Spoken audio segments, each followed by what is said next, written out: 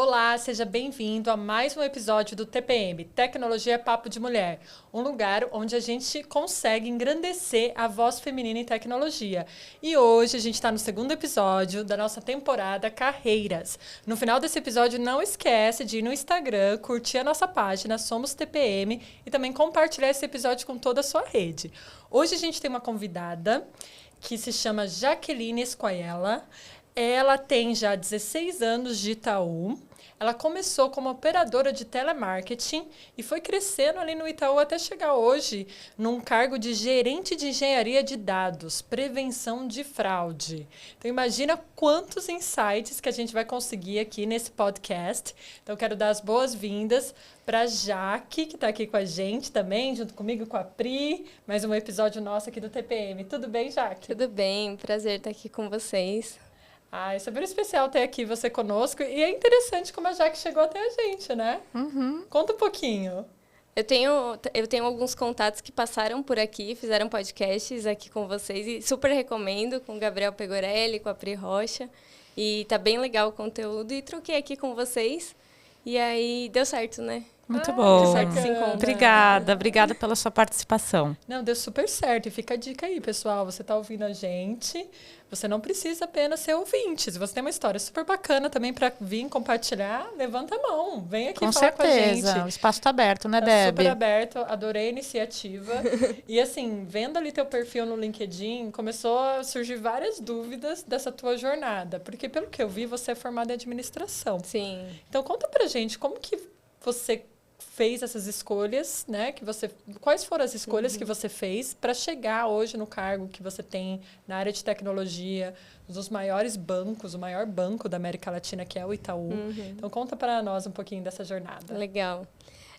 Eu comecei a faculdade a trabalhar com 16 anos, né? Então, 16 anos eu comecei a trabalhar. Na época, não era nada relacionado à tecnologia. Era um programa de estágio, acho que ainda tem, Jovem Aprendiz, né?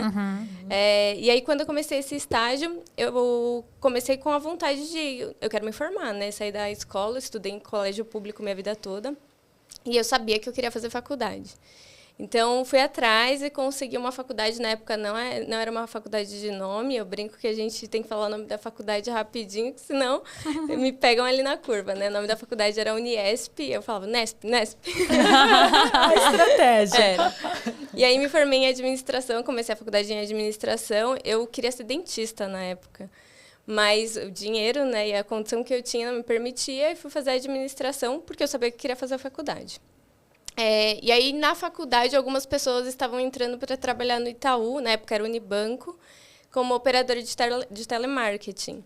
E aí eu consegui fazer uma entrevista, entendi como funcionava o processo, fiz a entrevista e consegui passar nas fases para entrar como operadora de telemarketing. Eu brinco que foi uma porta de entrada importante, porque a gente aprende bastante coisa sobre produto, serviço de banco e como as coisas funcionam. É um atendimento de agência, só que por telefone, né? Mas, na época, zero contato com tecnologia. Assim como muitas meninas, nem imaginava que isso seria uma possibilidade, né? E aí, mudando de área ali dentro do próprio banco, eu mudei algumas vezes de posição. Depois do telemarketing, eu passei para uma outra área ali mais administrativa. E aí, quando fiquei mais próxima de tecnologia, que me acendeu o gatilho, o alerta, e falei, nossa, essa área é legal, né? E aí eu comecei a entender as coisas, entender como funcionava a dinâmica e fui me formando. Depois eu fiz um master em Big Data e Data Science mais para frente, que aí me trouxe mais conhecimento e uma bagagem ali da parte de tecnologia, né? Muito bom. E você sempre teve essa consciência sobre o planejamento da sua carreira, que é um tema super importante que todo mundo discute hoje, que é sua jornada profissional.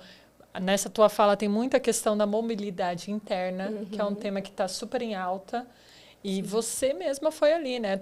Meio que construindo esse plano, mas você tinha essa consciência na época, que era isso que você estava fazendo, de falar, olha, essas são as habilidades que eu preciso, é aqui que eu quero chegar. Como que foi feita essas mudanças? Até eu entrar na área de tecnologia, isso não era muito claro para mim. Eu confesso que fui navegando ali meio Zeca Pagodinho, sabe? Mas quando eu entrei na área de tecnologia, eu percebi que era importante ter um planejamento, né? É meio que Alice no País das Maravilhas mesmo, né? Se você não sabe qual caminho que você quer, qualquer caminho serve. Então, eu comecei a entender como funcionava o mundo de tecnologia. Isso me ajudou a planejar.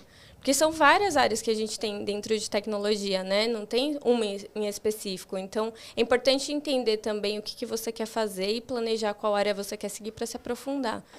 Então, até chegar na área de tecnologia, eu não tinha plano nenhum. Quando eu entrei na área de tecnologia, eu vi a complexidade que era e entendi que eu precisava direcionar minha carreira para algum lugar. E aí, eu direcionei para a carreira de dados, né? Entendi. O que te chamou mais atenção nessa parte de prevenção de fraude? Eu entrei na área de prevenção de fraudes no começo desse ano. Eu sempre trabalhei com dados, a maior parte da minha carreira foi com dados. Mas essa área em específico eu entrei para trabalhar com engenharia de dados. Sempre trabalhei mais para o fim ali do processo de dados, que é a análise, quando a gente já está mais no final, tomar uma decisão através do dado. Engenharia está mais na infraestrutura, né? Então, eu quis ter a completude do processo de dados, surgiu a oportunidade, o assunto de prevenção a fraudes é muito interessante, né? A gente já conhece alguém que já passou por algum momento de fraude, né? Uhum. Se a gente não passou, a gente conhece alguém que passou. Então, é um assunto que me chama bastante atenção, de estar ali no contato do dia a dia e colaborar com esse tema também, que é super importante. Então, eu entrei na agenda de engenharia de dados no começo desse ano, como gerente, e está sendo um desafio super legal, porque eu tinha o contexto mais ali da ponta do processo e agora eu estou aprendendo mais da parte de infraestrutura, né? E, Jaque, quando você olha para trás e pensa em toda a sua trajetória, quais foram as... Aliás, vou de novo. Jaque, quando você olha para trás e pensa na sua trajetória, quais são as dicas que você daria para a Jaque de hoje, para quem está escutando, para chegar onde você chegou? O que você faria de novo? Certo. Acho que primeiro eu teria começado a estudar tecnologia desde cedo, assim. Que é um assunto super interessante. Quanto antes você começa a entender sobre o tema, eu acho que a carreira vai fluindo mais, né? Então, quando eu entendi que eu queria traçar essa trajetória de tecnologia, primeiro eu fiz uma autorreflexão, assim. O que eu precisava evoluir, o que eu tinha de forte, né, de pontos fortes, e o que eu precisava evoluir, olhando muito também. Eu costumo dizer que é importante a gente olhar o LinkedIn e ver quais são as posições que as pessoas ocupam que você gostaria de estar e o que elas têm de diferente, né? O que elas estão cursando, o que elas estão falando. Então, isso também me ajuda a balizar assim, o tempo todo, aonde eu estou e aonde eu preciso chegar, sabe, no tema de conhecimento. E mentoria, para mim, foi super importante ao longo da minha carreira. O processo de mentoria foi diferencial, assim. Tem gente que gosta, tem gente que não gosta tanto, né, de fazer esse processo, mas mentoria, para mim, me ajudou demais na minha carreira. Como é que você escolheu seu mentor, sua mentora? Como é que foi esse processo? Ao longo da minha carreira, eu tive 2 pessoas muito importantes. Uma delas foi uma pessoa que estava numa reunião comigo e me perguntou se eu tinha mentor ou não. Então, foi uma iniciativa que partiu dessa... Eu nem sabia o que era o papel de mentor. Eu estava começando ainda nessa agenda de tecnologia. E aí ele falou assim, Jaque, eu te ajudo, vamos sentar e vamos organizar. E aí ele fazia algumas provocações no meio da conversa e fui estruturando meu plano de desenvolvimento. Para mim foi mega importante, assim, porque... Na época, eu falava assim, eu não posso planejar ser mãe e fazer um MBA fora. As 2 coisas, elas podem acontecer? Podem, mas vai ser muito mais difícil eu fazer um MBA fora estando grávida, né? Então, como eu faço para planejar essas coisas? E foi um pouco disso que eu comecei a planejar nesse momento ali de carreira. Depois, eu comecei a olhar um pouco também quem eram os líderes que me inspiravam, assim, porque eu acho que é importante um mentor trilhar um caminho que você quer trilhar. Eu acho que nesse ponto ele ajuda trazendo a experiência e às vezes ele tropeçou em algum lugar que você também não precisa tropeçar, sabe? Então é um jeito de você encurtar também o seu caminho, sua jornada, pegando experiência por quem já passou por isso, sabe? Com certeza. E falando de planejamento, Jaque, na sua história, o que aconteceu de fato que você planejou e o que aconteceu que foi oportunidade da vida, assim, se você pudesse trazer, sei lá, 50%, quais foram os impactos? Certo. Entrar na tecnologia foi não planejado, então eu não tinha formação ainda em tecnologia, tudo, então foi não planejado. E foi uma grata surpresa da vida. Mas o planejado foi assumir cargo de liderança. Eu sabia que eu queria assumir um cargo de liderança e planejei, me formei, estudei bastante sobre o tema. Procurei projetos ali que me ajudariam a alcançar esse passo. Então, acho que um que não estava planejado era ir para a tecnologia e aconteceu. Muito bom. E a outra é o cargo de liderança, que foi mais planejado, mais controlado. Uma curiosidade também que me veio fez falta para você ter a formação acadêmica em tecnologia ou você acha que não é algo que necessariamente precisa acontecer? É possível se formar com outras iniciativas, né, outros cursos? O que você sentiu? Eu acredito muito que 10% daquilo que a gente aprende ali e entende como qualquer educação ali que a gente vai se formar, 10% é curso, assim, seja ele uma faculdade, bem pouco, né? Isso, seja uma faculdade, um curso técnico.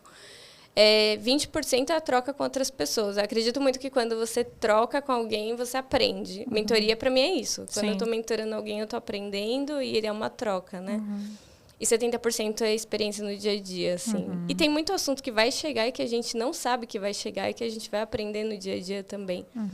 Mas em um momento da minha carreira eu precisei parar e falar, não, vou me formar em um tema mais técnico aqui, que foi o momento que eu fui fazer o Big Data e Data Science. E me ajudou demais, porque liderar um time técnico, às vezes, também faz com que você tenha um conhecimento para direcionar ali, né? Com certeza. Saber do assunto tecnicamente para poder liderar as pessoas. Exatamente. Então, foi um momento importante. E eu não paro de estudar tecnologia desde que eu entrei na área de tecnologia, assim.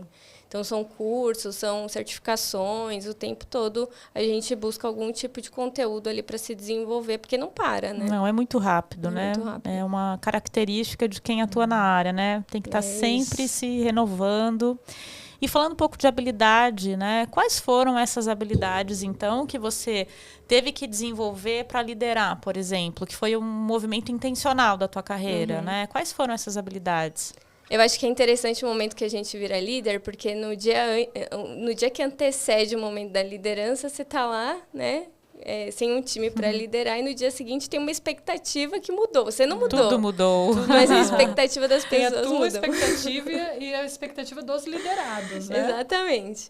Então, tem uma mudança de chave ali, né?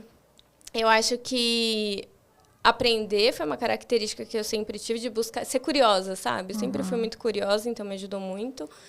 Aprender com outras pessoas, tirar dúvidas. Resiliência também, eu acho que é uma outra palavra muito importante. Na minha jornada, assim, resiliência, eu acho que foi um tema super importante. E o que foi mais difícil? O que você pode trazer, assim, como os maiores desafios na tua jornada até o momento? Eu acho que foi esse dia de migrar para a posição de liderança. Se tornar líder. Foi. Porque mudar a expectativa das pessoas. Então, você tem um tempo ainda para se adaptar naquela cadeira e você não sabe muito bem, né, até onde você vai como líder, até onde você vai na época que você era analista, que você não precisa mais fazer. Então, acho que tem uma mudança de chave ali, de responsabilidade, que quando você senta na cadeira de liderança, tem uma responsabilidade diferente, inclusive com as pessoas que você está liderando, né? Você teve uma dificuldade, assim, de deixar um pouco operacional? Teve essa, porque tem essa mudança de mindset mesmo, né? Da forma como você atua. Então, você tem que deixar o operacional, Sim. né? Teve essa dificuldade? Eu acho que todo mundo passa por isso, Sim. viu? Pelo menos no primeiro mês ali tem essa dificuldade. Com certeza, com certeza. E aí, Debbie, mais perguntas para Jaque? Nossa, várias por aqui. Queria também, bom, esse podcast focado em mulheres que querem entrar também em tecnologia. Tecnologia é papo de mulher, então a gente quer dar palco realmente para as mulheres que estão em tecnologia. E me veio aqui uma pergunta sobre também os desafios que você teve para, talvez, provar que você era capaz. Mesmo não tendo a formação, tendo o desejo grande de entrar, né, numa área de tecnologia, já ali um pouco de autossabotagem, falando, eu não me formei na melhor faculdade, como eles se formaram. Você comentou sobre isso. Então, são muitas, provavelmente, coisas que passam pela cabeça das mulheres que estão nos escutando. Que mais que você também olhou e falou assim, cara, isso para mim era uma autossabotagem. Eu tinha essa mentira na minha frente, ou eu tive, assim, como mulher, o que você enfrentou de maior dificuldade? Eu acho que eu vim de uma família muito humilde, assim. Então, eu fui nascida e criada na freguesia do Ó. Minha mãe é empregada doméstica e eu não conheço meu pai. Então, eu vim de uma família de uma situação bem diferente, assim. E fazer faculdade já era um mérito, porque não tinha ninguém na família que tinha feito faculdade, sabe? Então, eu sempre busquei me apegar a isso, assim, o que me deixava mais forte. Então, eu sabia que eu estava ali, que eu queria trabalhar, que eu queria dar o meu melhor, e isso foi sempre o que me deu um apoio, assim. E, às vezes, eu não pedia licença, eu só sentava na cadeira, sabe? Porque, em alguns momentos, você também tem que buscar o seu lugar, assim. Então, eu fiz bastante disso na minha jornada, sabe? E já nessas minhas trocas com meninas que eu faço mentoria para engajar para o universo da tecnologia, eu também vejo que tem meninas que têm essa vontade, mas às vezes não tem nenhum computador em casa, sabe? Para tentar fazer algum código, desenvolver.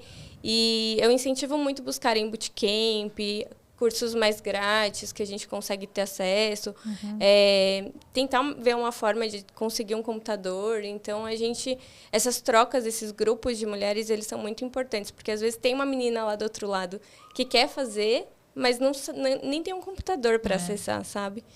Então, eu acho que isso é o que eu tento fazer também agora como contrapartida, sabe? Cheguei em um lugar que hoje me permite fazer algumas coisas que podem ajudar outras meninas. Nossa, só essa tua fala, com certeza, já vai ajudar muita gente que acompanha aqui o TPM. Então, obrigada por isso, né? De você compartilhar um pouco da tua história e mostrar que é possível, que existe um caminho, né? Isso aí também...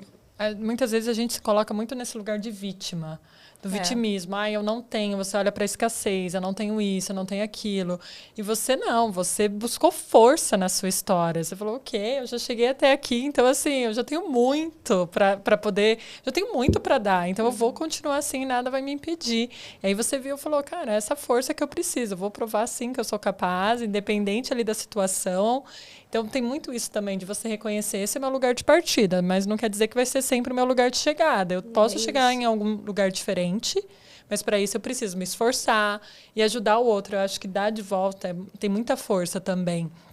E pensando nessa geração mais jovem, vamos falar assim, da geração Z, o que você acha que falta nessa geração para poder realmente... Você comentou que você é mentora de muitas meninas também, mulheres aí que estão iniciando a carreira. O que você sente que é comum, que falta nessa geração, que se você pudesse falar, cara, vira essa chave, o que deveria virar?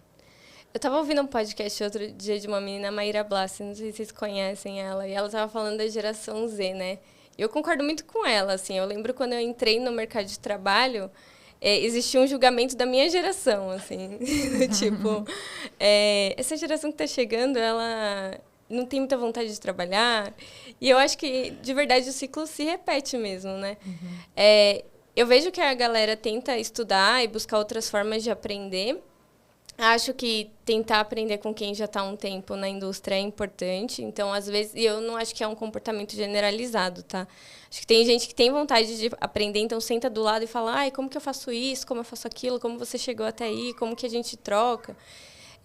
Mas tem gente que tem menos essa aptidão, sabe? E eu acho que isso é super importante, assim, trocar com quem já está há um tempo na indústria, entender como as coisas funcionam.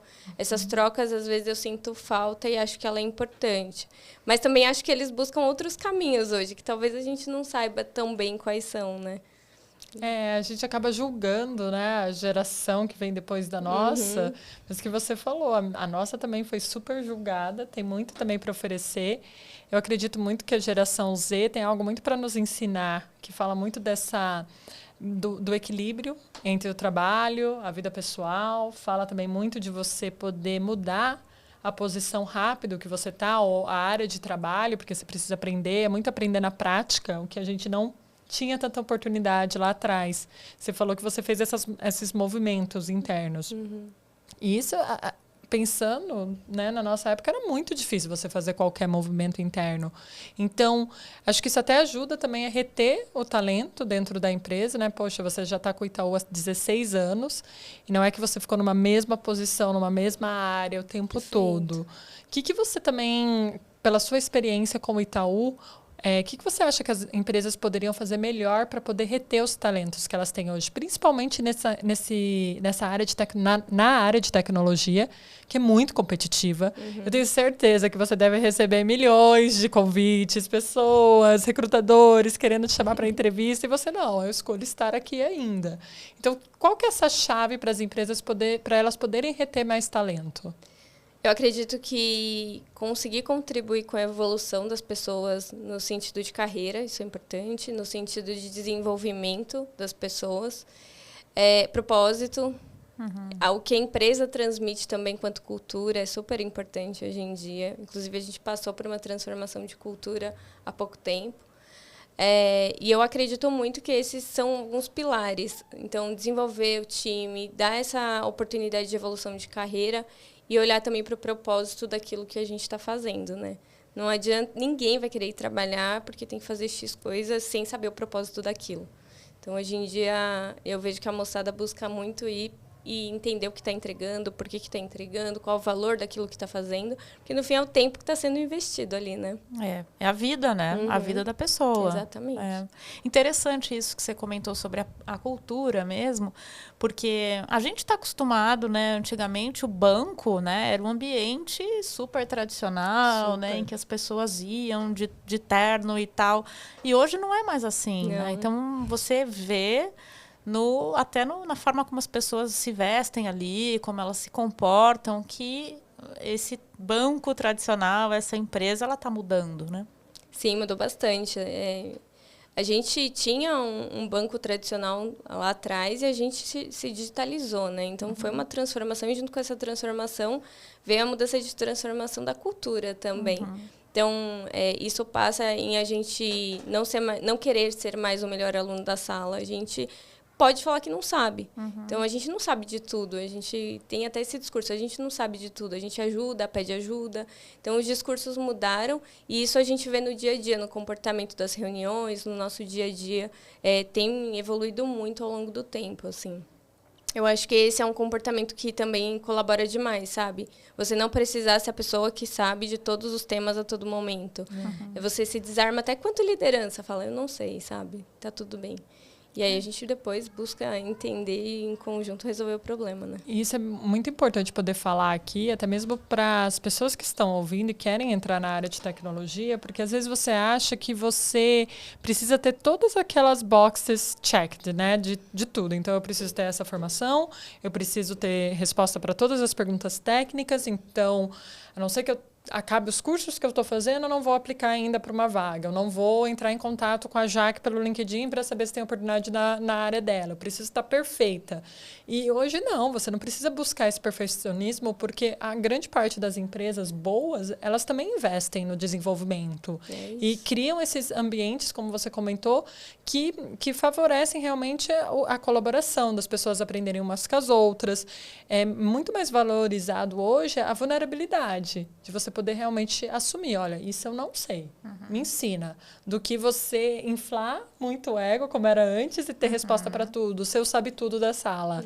Não é tão mais valorizado do que realmente você poder fazer essa troca, ser vulnerável. Então, isso é muito importante porque, como eu falei, tem pessoas que estão escutando e falam, ainda não estou pronta, mas eu não estou pronto mesmo, que as empresas buscam, né? Sem dúvida. Principalmente as mulheres, né? Tem essa complexidade aí de ter que dar check em tudo que estão pedindo na vaga, né? Então, eu acho que hoje mudou. E, para além disso, a gente quer ouvir outras opiniões, porque senão só uma pessoa na sala falando e tomando a decisão, ela pode tomar a decisão errada, né? Então, a gente quer ouvir todo mundo, chegar numa solução em conjunto, ouvir o ponto de vista de cada uma das pessoas. E é por isso que é importante ter um time diverso, né? Então, é um pouco desse trabalho que a gente vem fazendo. E como que você promove essa diversidade no seu time? Primeiro na contratação, que eu acho que não adianta, né? Se você não faz uma contratação de um time diverso, vai ser complicado. E depois a gente tem que trazer o dia a dia integrado, porque não adianta eu contratar e essas pessoas não se integrarem, né? Então, a inclusão ela é super importante também no dia a dia. Sempre que eu assumo um time, eu busco muito focar na diversidade. E depois a gente trabalha a inclusão, porque senão não adianta contratar e não incluir, porque logo a pessoa vai saindo. E falando sobre desenvolvimento mesmo, já que você falou de iniciativas voltadas à inclusão, mas e com relação à carreira? Você já comentou aqui, né? Uma iniciativa que é de mentoria, tá ligada ao desenvolvimento das pessoas. O que mais, então, você pode trazer como iniciativa de desenvolvimento dentro do Itaú? Acho que uma ferramenta que a gente fala muito e que serve para fora também é o plano de desenvolvimento mesmo. Então, sentar, fazer essa autorreflexão do que você faz bem, do que você não faz, pegar esses feedbacks que você já teve ao longo da carreira. Às vezes o feedback desce torto, né? Mas é importante pegar os pontos de evolução e também mapear. E aí, fazer plano de ação. E aí, eu acho que o plano de ação, como eu te disse, não é só fazer um curso, né? Como que a gente troca com outras pessoas, como a gente coloca aquilo em prática no nosso dia a dia. E, eventualmente, se você não está trabalhando, como que você arruma um bootcamp para participar e colocar isso em prática, né? Então, eu acho que o plano de desenvolvimento, ele ajuda bastante. A mentoria, ela é fundamental também. E acompanhando se você está conseguindo atingir aquilo que você espera, né? De tempos em tempos, avaliar se você está conseguindo alcançar seu objetivo ou se precisa mudar a rota, né? E também a gente percebe que as grandes organizações, como Itaú, né, uma Ambev, dentro da própria empresa você tem várias iniciativas e outras empresas dentro de um grupo, né? Então ali o Cubo, enfim, tem várias iniciativas que podem ajudar você a ter visibilidade de outros caminhos, né? Diferentes caminhos. Só o time de tecnologia, né, do Itaú é uma empresa, né? É uma grande empresa. Isso é uma realidade? É uma realidade. E lá, toda vez que a gente brinca, né, que são mini empresinhas que tem lá dentro. Então, se você muda de área, você tem uma outra experiência. Você vai viver um outro contexto, um outro assunto. Eu estava num contexto de olhar para a tecnologia do banco como um todo e fui para o contexto de prevenção a fraudes, que é um assunto super diferente. Então, a gente tem essa possibilidade de ir trocando de temas ali dentro e aprendendo coisas novas, né, o tempo todo. E o que você tem planejado assim para você? Você tem movimentos já desenhados na sua cabeça de carreira ali? Como é que tá isso? Eu há um tempo já virei líder de líder, que foi um outro desafio, né? Que legal, parabéns. Que legal. É difícil. Acho que 2 momentos da vida que marcam muito. Um quando você vira líder e outro quando você vira líder de líderes, né? Mas eu tenho muito o desafio e o comprometimento de desenvolvimento do time, é algo que eu foco muito, assim, e acho que isso faz com que eu evolua na minha carreira. E a parte de técnica de engenharia de dados é outro comprometimento que eu tenho hoje, atualmente, assim, de desenvolvimento, olhando para certificação, olhando para treinamento. Então, estou focando nessas duas coisas. Muito bom. Tá vendo, gente? Essa carinha angelical, essa carinha de menina, já tá cheia de responsabilidade. É isso aí, é muito bom mesmo. Fala aí uma curiosidade que poucas pessoas sabem sobre a Jaque. Ai, gente, pode ser fora da casinha? Pode! Gostamos. Hoje eu sou ceramista, faço cerâmica nas horas vagas. Que legal. E já fui maquiadora. Olha só, que legal. que demais, tá vendo? É muito bom. Gente, muito bacana. É um perfil assim que você olha e fala, cara, tem tantas, né, habilidades e você pensa aí de uma forma mais técnica, mas também tem aqui o lado também mais emoção, de querer desenvolver, né? Também ter o contato ali, a cerâmica ajuda com isso também, a dar uma desestressada boa também, sempre né? Criatividade. Pra dar aquela descompressão, né? Nossa, muito bom, muito boa. bacana. E falando um pouquinho mais sobre a parte técnica, né? O que você tem planejado aí em questões de formação? Você tem algo também planejado aí para se desenvolver? Eu estou muito focada nessa parte de engenharia de dados. Hoje a gente trabalha muito com a parte de AWS, falando em cloud, né? Mas tem outras vertentes. Então, o meu desenvolvimento hoje tem sido muito focado na parte de infraestrutura, olhando os players que a gente tem em cloud, né? Porque o banco modernizou, passou por um processo de modernização. Então, hoje é o nosso desafio aqui. E aí é o todo, né? Como eu faço gestão dessa infraestrutura de maneira mais eficiente, como que a gente constrói as coisas e usa os melhores recursos. E é muito importante, quando a gente olha para a agenda de prevenção a fraudes, como que a gente melhora a experiência do usuário e deixa mais segura. Então, eu tenho que deixar mais segura sem impactar a experiência do usuário, né? Isso é super importante, é um baita desafio para a gente lá dentro. Com certeza. E a própria área é muito estratégica, né? Uma área super importante. Sim.